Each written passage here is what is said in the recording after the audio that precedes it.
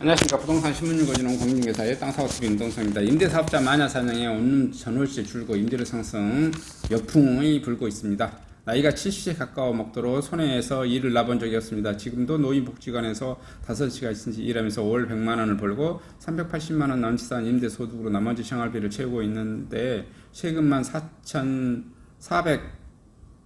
4,830만원을 내라니요. 평생 모은 돈을 작은 빌라 한 채를 올리고 지난 19년간 세를 놨는데 절지의 적폐가 되어버렸습니다.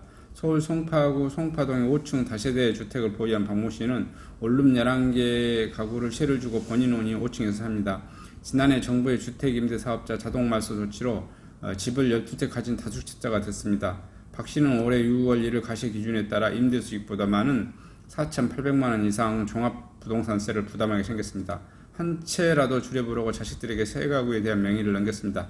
양도세만 8천만원, 자식들은 1주택자가 되면서 천국 같은 청학기에도 날려버렸습니다. 박 씨는 어떻게든 종합부동산세를 줄여보겠다고 자식들에게 짐을 떠넘긴 못난 어미가 됐습니다. 우리 세입자들의 전셋값은 인근 시세보다 1억 2억씩 낮고 집을 지었을 때부터 지금까지 19년간 같은 집에서 사는 세입자가 두 집이나 있는데 국가는 저한테 투기꾼이라고 한다며 분통을 터뜨렸습니다. 결국 박 씨는 최근 10년 장기 임대 사업자로 신규 등록했습니다. 현재 소득으로는 주택수에 따라 중과되는 종합부동산세를 감당할 수 없기 때문입니다.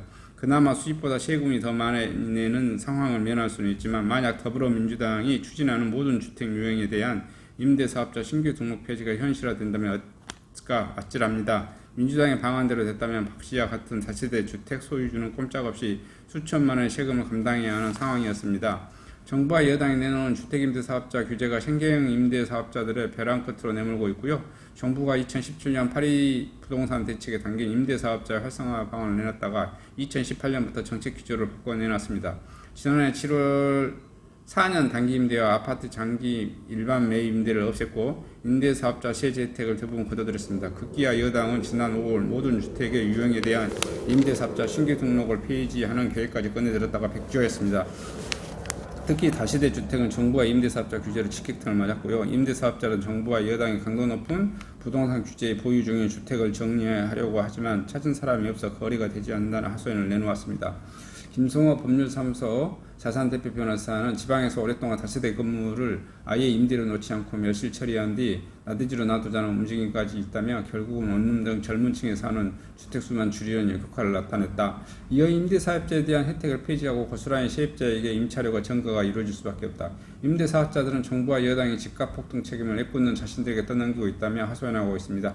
등록임대사업자가 보유하고 있는 160만 7천 가구 중 아파트가 아닌 주택 빌라 등은 비중이 77%에 달하는데 전체 등록임대사업자 중 아파트 비율이 10% 미만으로 여당 민간임대사업자를 집값 상승 주범으로 꼽는 마녀 사냥에 가깝다는 평가입니다. 도리어 민간 임대사업자들이 시세의 60에서 70% 전월세를 공급하고 있는 민간 사업자들이 시세의 60에서 70%에서 전월세를 공급하고 있습니다.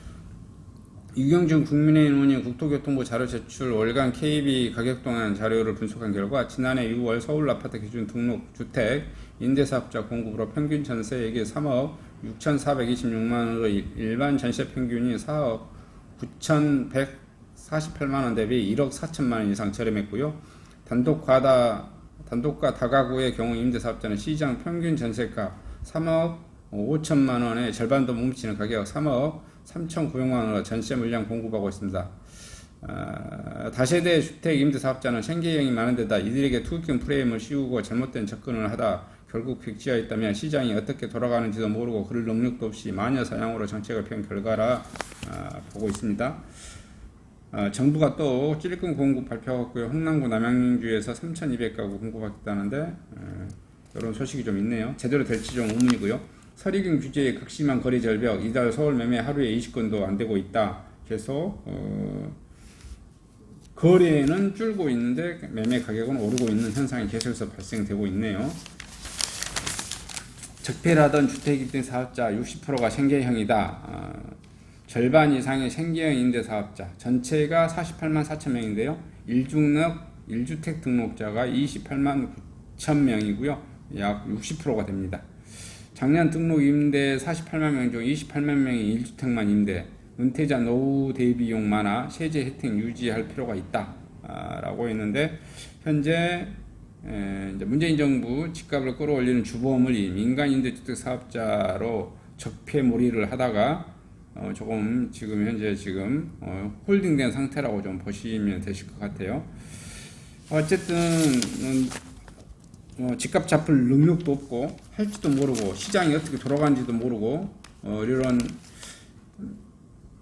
쉽게 말하면 요즘 계속 말하는 것 같아요. 똥팔육 해당 데모만 해서 경제가 어떻게 돌아가는지도 모르는 사람들이 이런 정책으로 지금 대한민국 경제를 박살내고 있다라는 의식들이 굉장히 좀 강화되고 있다, 이렇게 이제 보시면 되실 것 같아요. 이제 부동산 정책도 엄청 지금 잘못되고 있어서 이 갈팡질팡을 하고 있는 것 같습니다. 이게 지금 또 벌써 두 번째 제도를 원대복귀하고 있고, 또 다시 이렇게 해야 될까 저렇게 해야 될까, 또 그다음에 나오는 후보자들도 마인드가 민주당에 원래 있었던 그 마인드에서 이런 제안 저런 제안 하는데, 그게 또 계속 상충되는, 대통령 후보자분들이 계속 상충되는 안을 내놓고 있고 그런 것 같습니다. 또 어떻게 진행될지 진행되는 소식이 나오는 대로 소식을 전해드리도록 하겠습니다. 이상 소식을 마치겠습니다. 감사합니다.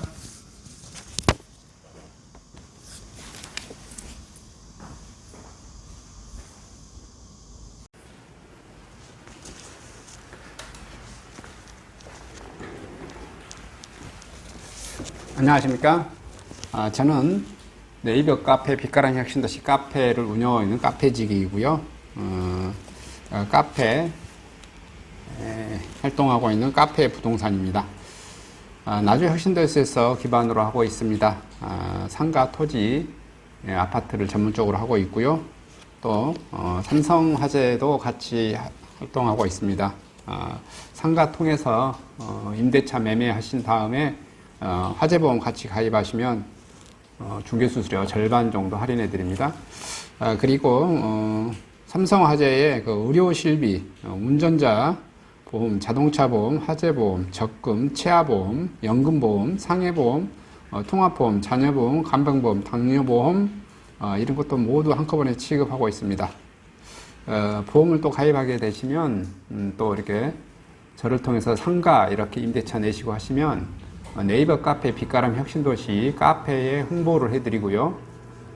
유튜브에도 이렇게 홍보를 해드립니다. 그리고 이벤트 행사를 해서 여러분의 매장에 손님들이 찾아갈 수 있도록 이렇게 해드리고 있습니다. 물론 이벤트 비용은 제가 부담해 드립니다. 저를 통해서 많은 사업 같이 윈윈할 수 있도록 도움을 주셨으면 감사하겠습니다.